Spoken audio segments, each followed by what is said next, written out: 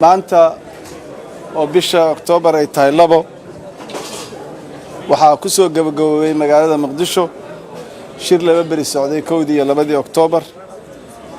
oo isugu yimaadeen Soomaaliya iyo taageerayaasheeda beesha caalamka kulanka sanadlaha ah ee la yiraahdo Somali Partnership Forum kulankaas oo ah kii afraad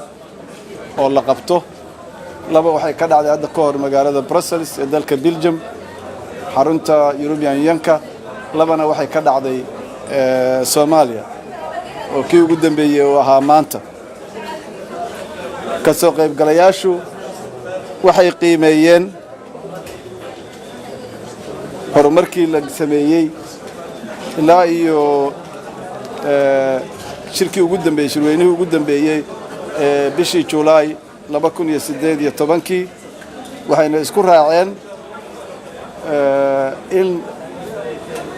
wax laga qabto arrimaha dhiman ama caqabadaha haray beesha caalamku waxay aqoonsatay horumarka ay Soomaaliya sameysay waxayna ku amaaneen madaxda dawladda federaalka Soomaaliya horumarka macnaha leh la gaaray ku saabsan fulinta isbedelada laga sameeyay xagga ismaamulka lacagta ururinta dakhliga iyo isla tashigii ku saabsanaa qorshaha horumarinta dalka iyo dib u habeynta lagu sameeyay hay'adaha amniga iyo horumarka laga gaaray in la qabsado dhul ay al-shabaab haysatay lana xasiliyo iyo horumarka laga gaaray waxqabadka arrimaha bulshada iyo horumarka laga sameeyay dib u heshiisiinta gobolada qaarkeed waxaa la isla qiray inay jiraan wali caqabado ama taxadiyaad ay tahay in laga gudbo kuwaasoo ay ka mid yihiin in shaqo loo abuuro dhalinyarada in dhaqaalaha la kobciyo in la sii wado la dagaalanka al-shabaab iyo in maaragtay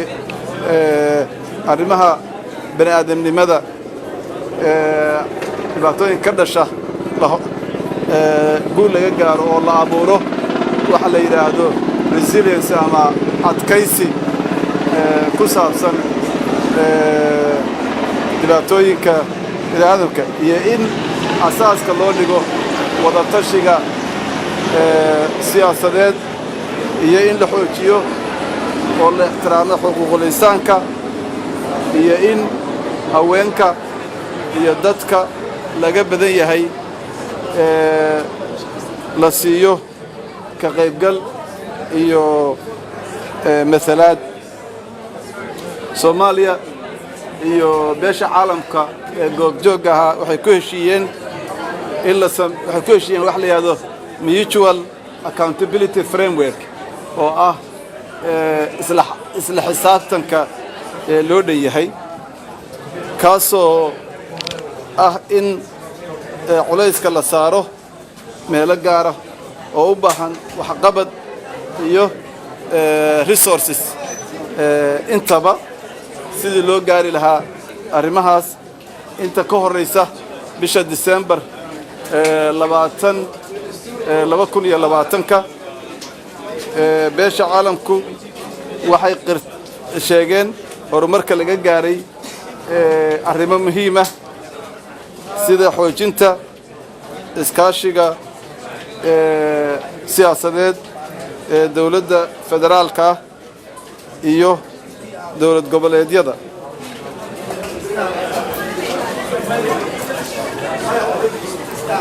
taasoo taasoo la sii horumarin karay madaxda Soomaaliyeedna way qireen in horumarka arrinta laga gaaraa ay muhiim u tahay in horumar badan laga sameeyo arrimaha siyaasadda amniga iyo hagaajinta ama dib u habeynta arrimaha dhaqaalaha taasoo uga baahan commitment ama uga baahan dadaal dawladda dhexe dawladda federaalka Soomaaliya iyo dawlad goboleedyada madaxdooda